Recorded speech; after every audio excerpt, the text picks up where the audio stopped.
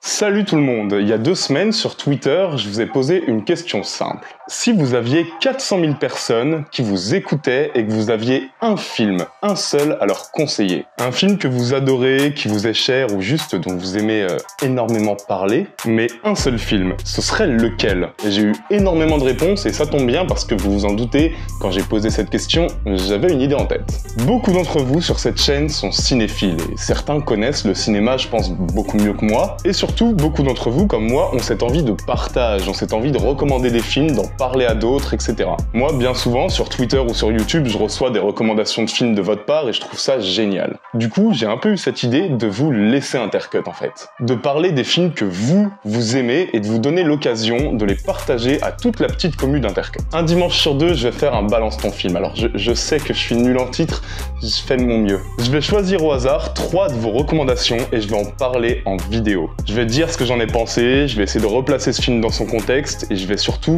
parler de vos films à tout Intercut.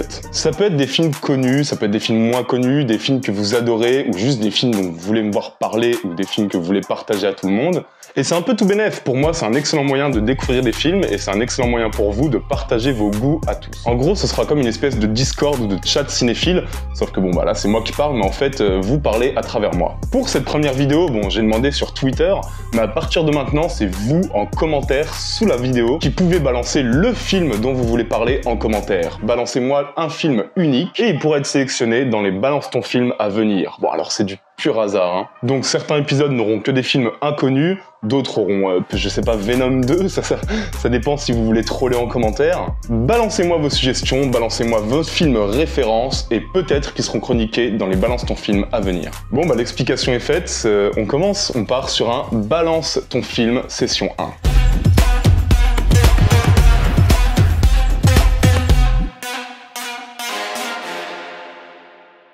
Et le premier film est un film recommandé par un mec qui s'appelle L'Océan. Et merci à lui parce que c'est un film que j'avais jamais vu, honte sur moi parce que j'ai quand même le symbole de son interprète principal tatoué sur le bras. Le premier film de Balance ton film, ce sera Labyrinthe, sorti en 1986.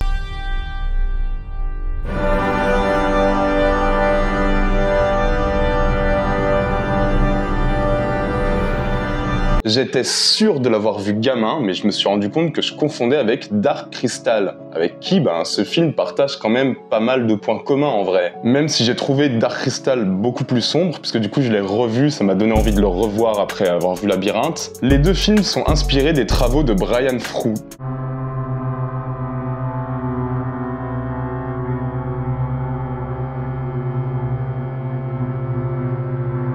Et Labyrinthe, c'est un film qui est devenu assez culte au fil du temps, qui a été un énorme four à sa sortie, parce qu'il a ramené 12 millions de dollars au box-office, et on a quand même coûté 25 millions, mais qui a quand même sa petite réputation.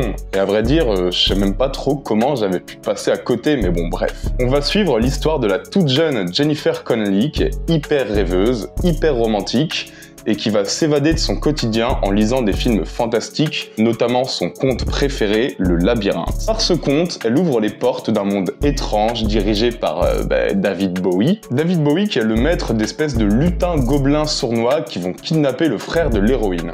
You have 13 hours in which to solve the labyrinth before your baby brother becomes one of us forever.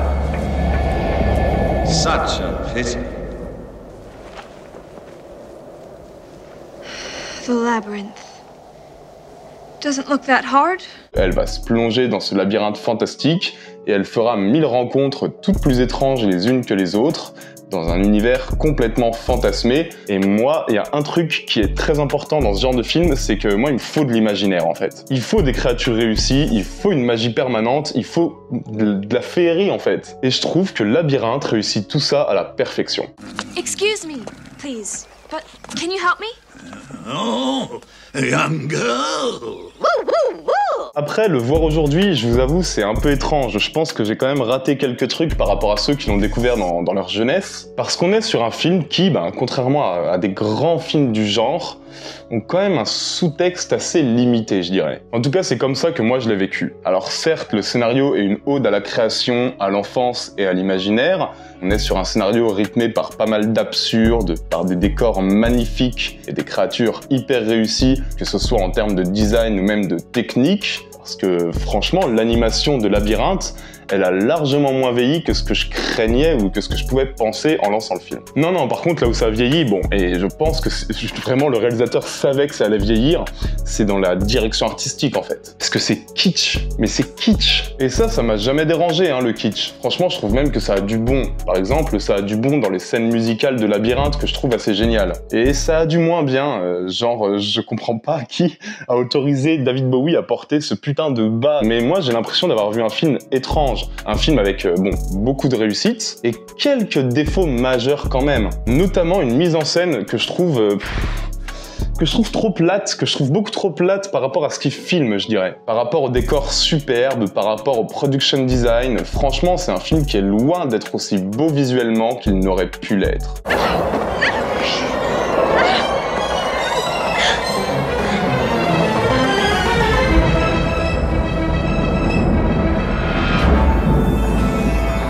Mais c'est aussi un film très bizarre, aux scènes qui semblent parfois détachées les unes des autres, une sorte d'Alice au pays des merveilles qui m'aurait vraiment beaucoup plu si j'étais gosse. Merci à toi Lucien, belle suggestion et c'est une belle manière de commencer les Balance ton film. Friend. Huh. I like that. I ain't never been no one's friend before. Huh. Ok, alors le deuxième film qui a été sélectionné, je pense qu'en fait vous avez envie vraiment que je me fasse striker ce format dès la première vidéo qui sort en fait. Parce qu'il y a un mec qui s'appelle Soupe à l'oignon, oui, qui m'a quand même balancé un énorme Gaspard Noé quoi. Qui m'a balancé le premier long métrage de Gaspard Noé qui s'appelle Seul contre tous. Chacun sa vie, chacun sa morale. Et si je devais résumer ma vie elle est très simple, c'est celle d'un pauvre type. Alors lui, je le connais ce film, je le connais, je l'ai déjà vu, j'ai même une relation un petit peu compliquée avec lui. Je l'adorais lors de mon adolescence, mais évidemment, j'étais un adolescent. Et puis je l'ai revu au Festival Lumière, avec Gaspard Noé dans la salle d'ailleurs, et j'avais pu discuter avec lui. J'avais notamment pu discuter de cette fin du film, qui est vraiment bizarre en fait, qui vraiment justifie l'inceste entre un père complètement flingué et sa fille. Bon alors il m'avait répondu que pour lui toute forme d'amour était fiable et que l'inceste c'est une forme d'amour comme les autres. Bon, c'est du Gaspard Noé en fait, c'est difficile de vraiment savoir à quel point le mec invente complètement et veut faire polémique ou à quel point il pense ce qu'il dit. Avec Noé, on sait jamais, c'est quand même le mec qui m'avait aussi dit et qui avait dit lors d'une masterclass que Enter the Void, il l'avait fait financer par le CNC avec un scénario de 2 pages. Ça marche pas comme ça, même si tu t'appelles Gaspard Noé. Bref, Seul contre tous, c'est une expérience radicale. C'est un film qui est sorti en 1980 et en gros, on va suivre un boucher qui est sorti de prison, qui a complètement abandonné sa fille et il décide juste de reprendre sa vie en main en fait, de remettre sa vie à zéro, de tout envoyer chier et ça implique vraiment des discours extrêmes parce que ce boucher, il est hyper extrême. On est vraiment dans du pur racisme, dans de la pure haine de l'autre, de la pure misogynie, bref, vraiment tous les défauts d'un homme concentrés dans un seul personnage en fait. Mais aujourd'hui, les gens sont trop aidés pour faire la révolution. Tout ce qu'il peut y avoir, c'est des vengeances à titre personnel. Ça oui, comme la mienne. Mais ce sera utile pour l'ensemble. Si Robespierre c'est un grand héros national, moi aussi je le serai. À une toute petite échelle, en tuant ce gros porc de bourgeois homosexuel qui me refuse du travail parce que j'ai été en prison. Et Seul contre tous, c'est un peu un film de rageux. C'est l'histoire d'un mec odieux qui frappe sa femme, qui est profondément raciste, qui crache sur la société tout entière, qui se considère juste, et je cite, comme une bite tout juste bon à baiser une chatte. Et du coup, bon, c'est un pur film d'ado rebelle, qui prend un tout autre sens à la fin, puisqu'on découvre que notre boucher est capable d'amour charnel. Ok, bon, c'est mignon, ouais, mais bon, c'est avec sa fille, Gaspard Noé oblige. Et avec Seul contre tous, on est très très loin des photos des Benoît Déby, par exemple. Quand tu regardes Enter the Void et Seul contre tous, ça n'a rien à voir. Seul contre tous, c'est très sec, très gris, très sale, très vrai en fait. Vraiment, Gaspard Noé filme la France, il filme la vraie France sans aucun artifice. Il filme juste la France des villes tristes. Non, baiser n'est pas un bon calcul. Ça coûte même très cher. Mais ça fait passer le temps. Et quand le désir de baiser est parti, on se rend compte qu'on n'a plus rien à faire dans ce monde. Et notre boucher en lutte intérieure, il est en pleine explosion, il n'y a plus rien qui le retient à la vie en fait. Et du coup on a une voix off hyper violente, un film hyper éprouvant, mais c'est aussi un film que j'ai toujours pris comme un voilà ce que je penserais si j'avais pas de barrière morale et si je pouvais faire le film que je voulais. Ça va loin, hein, ça va vraiment très loin, et moi je trouve ça assez intéressant que ce genre d'expérience existe, parce que vraiment c'est une expérience radicale, même si je comprends pas comment il a même pu être distribué ce film. En tout cas, merci de me l'avoir rappelé, soupe à l'oignon. Et effectivement, ceux qui n'ont pas vu ce film, mais qui connaissent un petit peu le cinéma de Noé, ça peut être très intéressant de le découvrir, parce que vous allez voir vraiment une nouvelle facette de Gaspard Noé. Sa facette originale en fait, une facette bien plus brute, bien plus naturaliste et réaliste que dans ses autres films. Pas si éloigné thématiquement, mais vraiment très différent formellement et visuellement. De cœur ton vicieux se sont emparés de son image. J'ai déjà tué le bien ou l'inverse. Et de son nom. Je comprends plus très bien. Pour faire régner le mal sur cette planète. Non, c'est le mal qu'il faut abattre. Oui, le mal. Moi, je suis quelqu'un de bien. Donc, c'est ce type que je dois tuer. Et pas moi, je le sais. Un drôle de journée. Un père, une fille, un flingue. Aujourd'hui, c'est le monde qui est mal. Et c'est le bien qui doit gagner. Le monde est pourri. Ok, le dernier film. C'est un film qui nous a été proposé par Sibi au bal du diable, à qui je lâche un grand merci parce que pareil, ce film, je ne l'avais pas vu, j'étais passé à côté alors qu'on m'en avait pas mal parlé. Et ceux qui ne le connaissent pas, franchement, ça vaut le coup de la découverte. C'est un film qui s'appelle Picnic à Hanging Rock.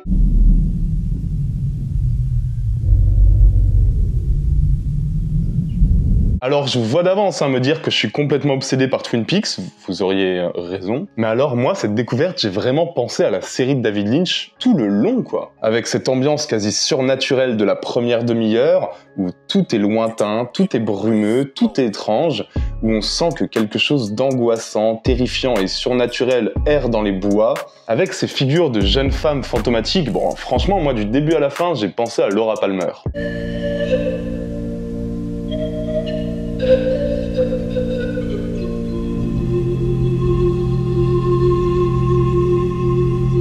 Bref, pour vous expliquer, c'est un film de Peter Weir, qui est aussi le mec qui a fait The Truman Show ou Le Cercle des Poètes Disparus, entre autres. Et ce film, c'est une belle merveille. Ça se passe vers les années 1900. Les élèves d'une école partent tous en pique-nique à côté d'un volcan. Je vais rester brumeux volontairement, parce que tout le début du film l'est, mais certaines jeunes filles vont disparaître et seront retrouvées des jours plus tard complètement amnésiques. Et je veux pas vous raconter le synopsis, non, je vais vous raconter l'ambiance.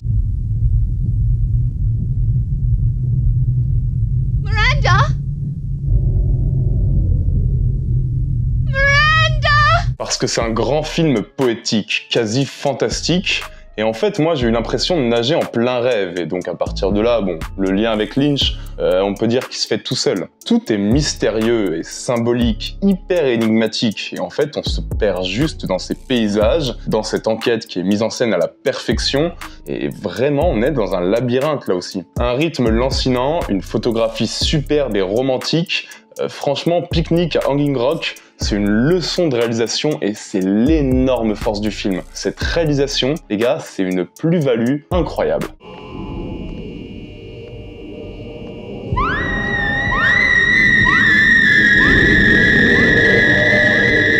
Filmer une enquête de cette façon, avec autant d'à côté, avec autant de visions oniriques, franchement, c'est pour moi la plus belle façon de la mettre en image. Et c'est vraiment le genre de cinéma que j'aime en fait. Alors vraiment, si comme moi, vous aimez le cinéma sensible, sensuel, vous allez adorer ce film. Il y a un pitch de base qui paraît très terre à terre, mais en fait qui tend quasiment vers le surnaturel avec juste avec de la simple mise en scène. C'est vraiment un film de metteur en scène.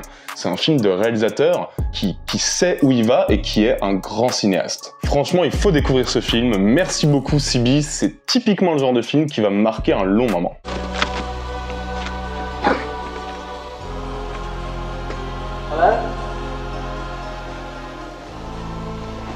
Voilà, Balance ton film, c'est fini, c'était la première session. On se retrouve dans 2 semaines pour la prochaine session avec vos suggestions.